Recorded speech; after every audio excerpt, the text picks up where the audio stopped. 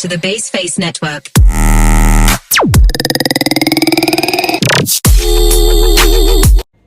Assalamualaikum warahmatullahi wabarakatuh.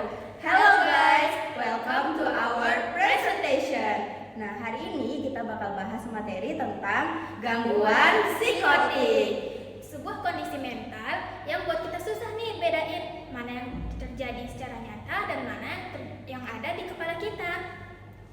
Ini topik yang serius tapi penting banget nih buat kita ngerti. So, jangan di skip ya. Stay tune sampai akhir.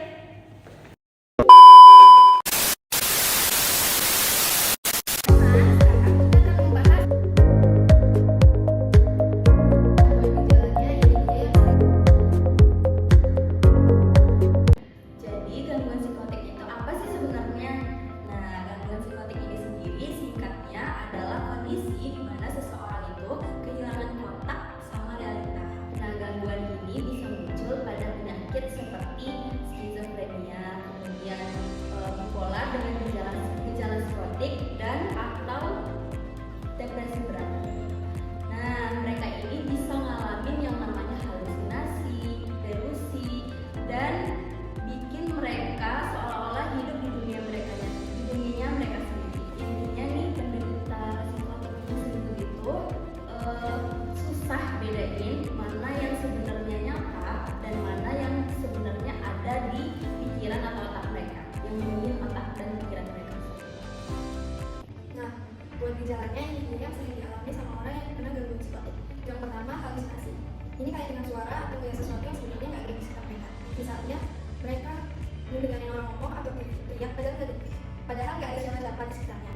Yang kedua, delusi. Mereka percaya sama sesuatu yang benar. Misalnya, yakin banget kalau ada seseorang yang melihat mereka atau mau menjahatin mereka, padahal itu cuma halusinasi saja. Yang ketiga, perilaku buruk. Orang yang mengalami psikotik biasanya nggak bisa berpikiran dengan jelas. Yang keempat, perilaku aneh. Kadang perilaku mereka aneh banget. Kadang tiba-tiba berperilaku yang tidak biasa atau tidak relevan dengan sekitarnya. Nah, teman-teman, sekarang kita akan membahas faktor penyebab dari gangguan psikotik. Apa saja sih faktor penyebab tersebut? Mari kita cek. Oke, yang pertama itu ada faktor dari genetik. Nah, sesuai namanya, genetik ini adalah yang diturunkan dari keluarga. Nah, dari keluarga. Namun biasanya tidak selalu turun ke keturunannya. Kemudian yang kedua ada kimia. Nah, pada otak ini terdapat zat yang salah satu zat yang bernama zat dopamine.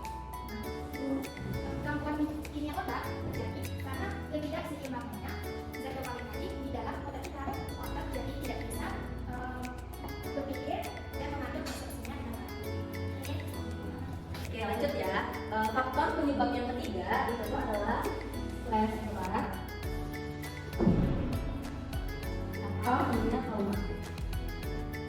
Nah, misalnya stres berat atau trauma ini terjadi jika seseorang itu mengalami kejadian yang traumatis. Kejadian traumatis itu apa sih? Kejadian yang seseorang itu mengalami trauma di dalamnya. Contohnya, misalnya seseorang mengalami kecelakaan atau misalkan seseorang tersebut kehilangan orang yang dia cintai. Kemudian yang keempat adalah penyalahgunaan zat. Nah, penyalahgunaan zat ini misalnya contohnya seperti obat-obatan kayak narkoba atau misalkan zat-zat seperti ganja atau LSD yang di dalamnya punya zat-zat yang mengandung halusinogen. Nah, zat-zat ini bisa jika digunakan dalam dosis yang tinggi atau namanya overdosis.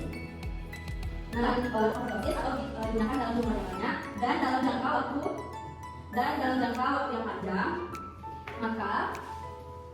maka itu akan merusak sel-sel yang ada di dalam otak. Kemudian yang terakhir adalah kondisi medis.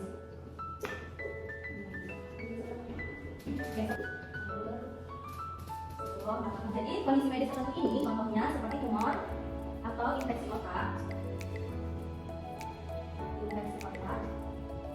Ini bisa memicu gejala-gejala psikotik. Nah, dalam kasus ini seperti yang sudah disampaikan, itu tuh gangguan lebih yang mendasari penyakit atau gangguan psikotik itu sendiri. Sekian.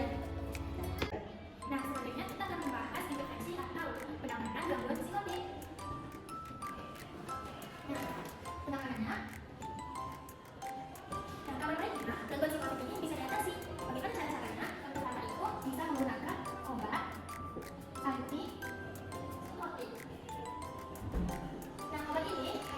juga melalui obat yang siap berpengalaman. Obat ini biasanya untuk menjaga keseimbangan zat kimia yang ada di otak kita. Kemudian dua, ada namanya terapi psikotik atau biasanya disebut juga adalah CBT. Nah, CBT. Terapi ini mengajarkan kita bagaimana cara mengelola dan mengurangi stres yang berlebih, bagaimana kita mengontrol pikiran-pikiran yang tidak rasional. Oke, selanjutnya yang ketiga ada hubungan keluarga. Hubungan keluarga penting banget. Mereka bisa kasih dukungan moral dan bikin pasien merasa gak sendirian saat proses pemulihan. Yang keempat ada rehabilitasi.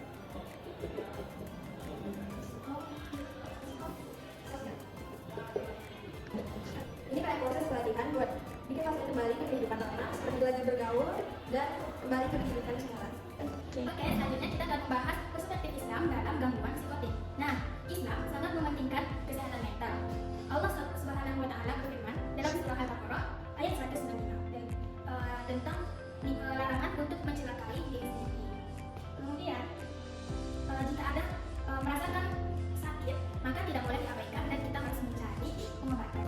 Nabi Muhammad SAW juga bersabda, tidak, yang artinya setiap penyakit ada obatnya. Jika kita sakit, maka harus berikhtiar untuk mengobatinya dan seperti medis. Nah, selain ikhtiar medis, Islam juga menganjurkan untuk melakukan ikhtiar spiritual seperti sholat, zikir, dan berdoa. Allah Ta'ala berfirman di dalam surah Al-Baqarah ayat 28 yang artinya hanya dengan mengingat Allah tapi menjadi berdoa. So, jangan lupa menggabungkan antara pengobatan medis dan spiritual ya. Jadi itu tadi pembahasan video materi kami tentang gangguan psikotik. Nah, kita bertiga udah sama-sama berkontribusi nih dalam pembuatan video ini, seperti mulai dari pencarian dan riset materi yang dilakukan oleh rekan saya, Fabrika dengan NIM 230802085 dan Dengan saya Tiara Aisyah Putri dengan NIM 230802022. dan saya sendiri Najmi Malika Rizal dengan NIM 230802076 sebagai editor video ini. Semoga kalian bisa lebih mengerti ya dan paham tentang gangguan ini. dan jangan lupa kalau kalian butuh bantuan jangan ragu untuk menghubungi kami. Oke, thank you guys for watching. See you next time. Bye bye. Assalamualaikum warahmatullahi wabarakatuh. Yeay.